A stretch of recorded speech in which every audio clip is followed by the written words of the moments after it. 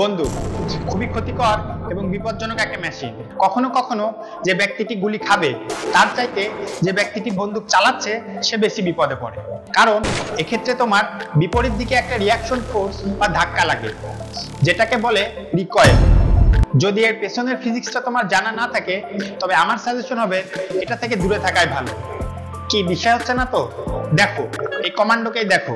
Recoil এনার্জিকে আমরা এভাবে বুঝতে পারি, 1 পাউন্ড মানে 450 গ্রাম ভরের বস্তুকে 1 ফুট নিয়ে যেতে যে পরিমাণ শক্তির প্রয়োজন হয় সেটাই হচ্ছে রিকয়েল।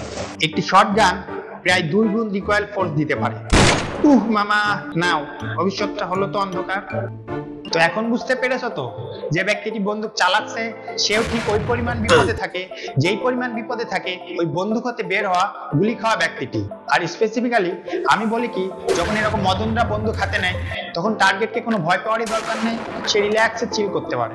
এই ব্যারেল গান থেকে শুট করার জন্য প্রয়োজন হয় প্রায় 1500 কিলোমিটার পার আওয়ার সম পরিমাণ বল, যার বিপরীত ধাক্কা কাঁধে লাগে। এর মাধ্যমে তোমরা নিউটনের থার্ড লকে বুঝতে পারো। প্রত্যেক বলের সমান এবং বিপরীতমুখী একটি প্রতিক্রিয়া থাকে। সো রিকয়েল ফোর্স যেন তোমাকে পেছনে ফেলে না দেয় সেজন্য সবচেয়ে প্রথমে তোমাকে শক্তভাবে দাঁড়াতে হবে এবং দ্বিতীয় সামনের দিকে একটু ঝুঁকে থাকতে হবে।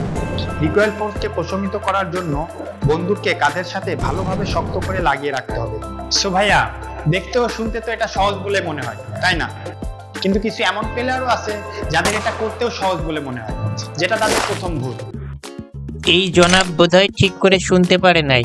বন্দুককে কাঁধের সাথে লাগাতে হবে, নাকের সাথে নয়। একটি 12 গজ শটগান প্রায় 25 ফুট পাউন্ড এনার্জি রিলিজ করে। ওরে হিরো, এখন তো তোকে মাস্ট বি নোজ সার্জারি করাতে হবে। বলছি, ডাক্তারের অ্যাপয়েন্টমেন্টটা কি এখনই বুক করে দিব? আরে কাকা, কাকিকে বন্দুকটা দেওয়ার আবার কি প্রয়োজন?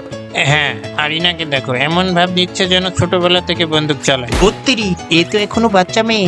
সবাই দেও 2 হাতের তালি। উড়ে গেছে বন্দুকের 2টা নালি। আরে বন্দুকটা কোথায় গেল আবার? রিকয়েল ফোর্স, সেটা আবার কি? বস, আপনি তো নিজেই একটা অ্যাটম বম। শুধু খেয়াল রাখেন যেন গুলিটাই বাস্ট হয়, আপনি যেন বাস্ট হন না। হ্যাঁ লেফটেন্যান্ট, সবকিছু ঠিকঠাক আছে। ওকে ওকে, হ্যাঁ হ্যাঁ ওকে। আগে তো ঝাপাঝাপি করার দরকার নেই, লাফালাফির ফলাফলটা ভালো হয় না। হ্যালো ব্রিগেডিয়ার, লেফটেন্যান্ট তো শহীদ হয়ে গেছে। বলতেছি রিকয়েল ফোর্স আছে খালামণি, সাবধান। ওই যা, আগেই বলেছিলাম সাবধান। খালুকে কি বলবে এখন?